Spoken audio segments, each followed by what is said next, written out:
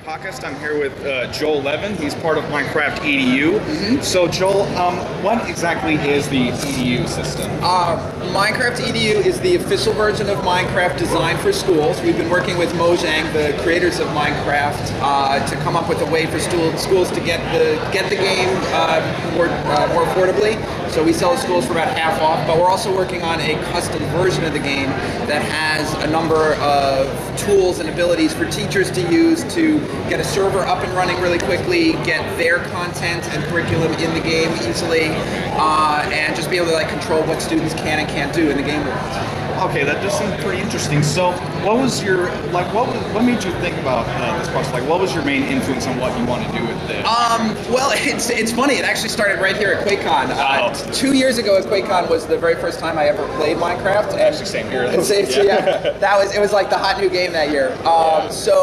But I'm a teacher. I'm a second grade teacher, and I'm a big believer in game-based learning, which is just the idea that kids will be more engaged, more into the material if you. Because it's just something that they're it's like something they're used to usually. Oh yeah, it's just nothing but good old recreation. Yeah, I grew up playing games, and kids today are really growing up playing games. It's their medium, so it makes sense to use that in the classroom. Kids don't care if you watch a TV show anymore in school. It's like they want to be playing games. So anyway, I'm always trying to think of ways to use different new games. And as soon as I saw Minecraft, I just saw the potential. So when you mean by potential, are you talking about maybe some applications like teaching basic engineering skills? Well, sure. There's stuff like architecture and spatial reasoning, and there's a lot of math sort of cooked in. You sort of get that for free just by playing the game. But what started to happen, we've actually sold to over 400 schools now all over the world, and so what's happening is there's history teachers. If you're a history teacher and you want to teach about ancient Rome, go find a map of ancient Rome, and you can take your kids on a virtual field trip. Or there's science teachers making 3D models of cells and other things. Or you can set up experiments in the game and teach about the scientific method and reporting, making observations and predictions and things like that. Yeah, because I've noticed that a lot of the big major features for Minecraft is the modding community, especially since they make mods that add new physics and mechanics, sure, maps. Sure. You can take advantage of all the creativity of all the modders out there, or what we've tried to do is take some of the best of that and cram it all into one mod. Anything that teachers might find useful. And one of the next features we're working on is a real library of content. So we have our own server tools. So teachers will be able to start up a server. Right from within the server, they can browse all these different activities and lessons and worlds that teachers have created. Find one that would work for their class, and in 3 clicks, they can have it downloaded and have a server up and running. And yeah. Well, it sounds very promising. I really like what you're doing here. Thanks. I'm very proud of it. So so how were you able to really approach Mojang with this project?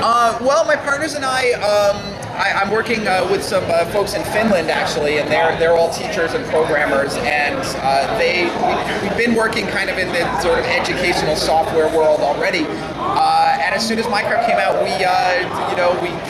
we called them up one day and we said, "How about this?" And they had actually heard of me. They had seen some of my videos on YouTube, and they said, "We really love that our game's being used in school. We want to support that. We want to make it happen." And long story short, we ended up in business together. That's actually excellent. It's very nice to see something like that in the gaming community. So, any plans or future developmental ideas you want to run with Mojang that you thought of for others? Well, it has. I've been pushing for a long time to have ways to get more text into the game, and it's actually the new version that just came out. With you can the write books. Right?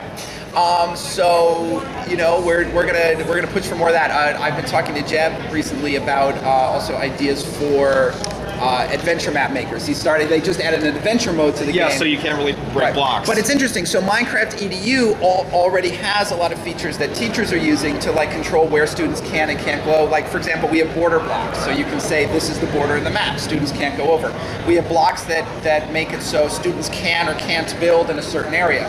So I said to Jeff, hey, let's not reinvent the wheel. These are tools that Adventure Map makers would probably like to use. So maybe they'll end up in the game. I don't know. Mojang still kind of does its own thing. Yeah, they still do their own thing. Which is awesome. Which is awesome, especially since they just I believe they recently announced Minecon's new location in Disneyland Paris. Disneyland Paris. I'm trying to figure out if I can go to that. Exactly. I'm sure my kids, I got 2 girls, and I'm sure they'd love to go. So you never know. Well, Joel, thank you so much for your time. All right. It's been nice to meet you. You too. All right. That's Joel Levin with the Minecraft EDU, and we'll see you later at Quakecon.